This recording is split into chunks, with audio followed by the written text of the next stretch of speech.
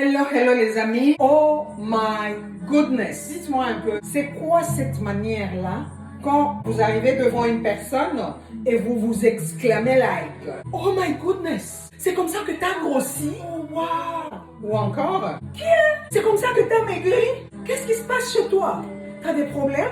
Ton homme t'a quitté ou quoi? Qu'est-ce que t'as noirci? Tiens, c'est comme ça que t'es devenu? Oh wow! T'as changé de lotion ou comment?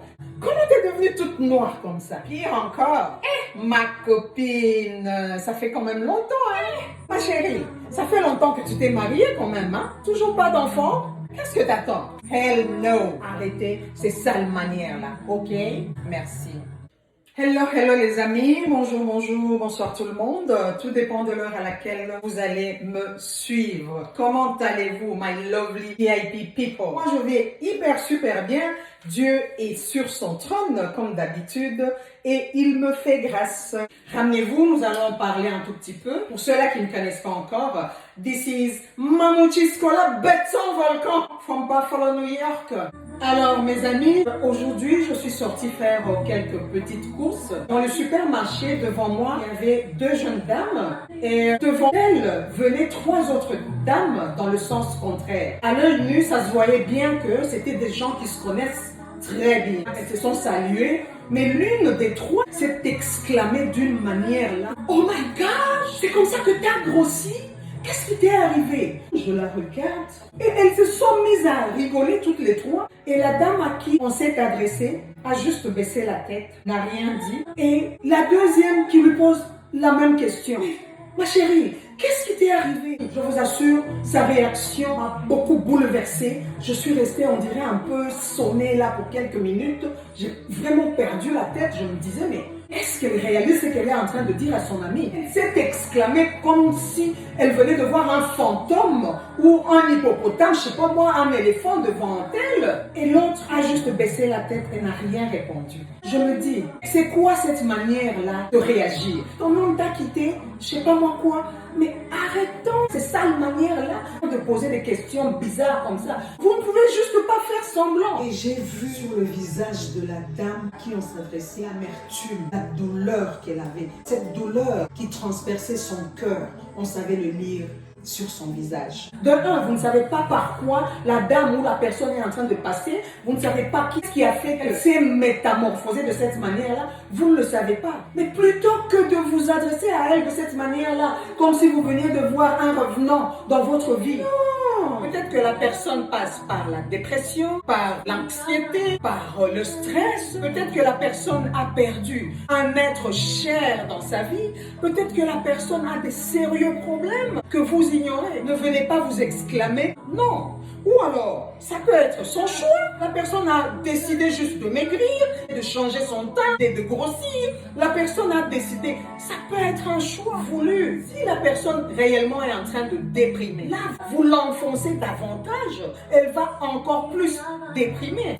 Ou alors, si la personne est dans un régime, quand le régime échoue, et c'est là que la personne se sent beaucoup plus mal que jamais. Quand la personne n'arrive pas à maîtriser son anxiété, les réactions viennent différemment. Et cela dépend d'une personne à une autre. Chez une personne, ça peut amener la personne à manger encore beaucoup plus davantage, beaucoup plus qu'avant. Chez une autre, ça peut lui couper juste l'appétit et la personne se met à maigrir. Alors, plutôt que de vous exprimer de cette manière-là, cherchez d'une manière ou d'une autre comment entrer en contact avec la personne. Et les trois se sont éloignés en train de rigoler, de ricaner, franchement. Et se moquer de cette dame-là. Elle a juste baissé la tête, elle a pris sa route et elle est partie. Et là, vous pensez vraiment l'aider?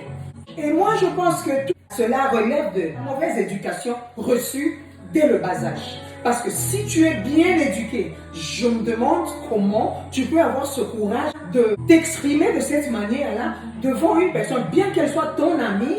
Ça faisait très longtemps que vous ne vous êtes pas vus, mais tu ne peux pas venir te...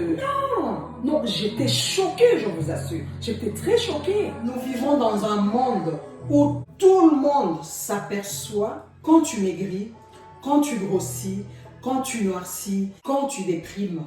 Quand tu mets du temps pour pouvoir faire des enfants après ton mariage, mais personne ne voit tes larmes, ta douleur, ta tristesse. Personne ne voit cela.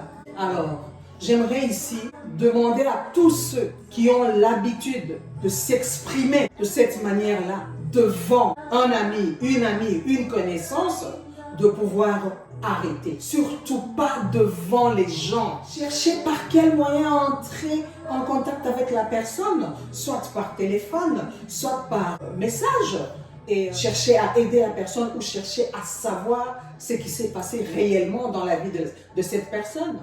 Si parmi vous, il y a des ceux-là qui ont cette habitude de s'exclamer de cette manière-là, quand vous voyez une personne qui s'est métamorphosée, changez votre façon de réagir. Alors, je disais qu'il y a plusieurs facteurs qui font que la personne puisse se métamorphoser. Je ne vois vraiment pas pourquoi et comment nous devons aller juger ces gens-là. Il y a plusieurs maladies, tout ce que je vous ai cité là. Le stress, l'anxiété, la dépression. Il y a des personnes qui prennent des hormones qui font que la personne puisse grossir. Il y a d'autres qui souffrent par exemple de ce qu'on appelle PCOS, le syndrome ovarien polykystique.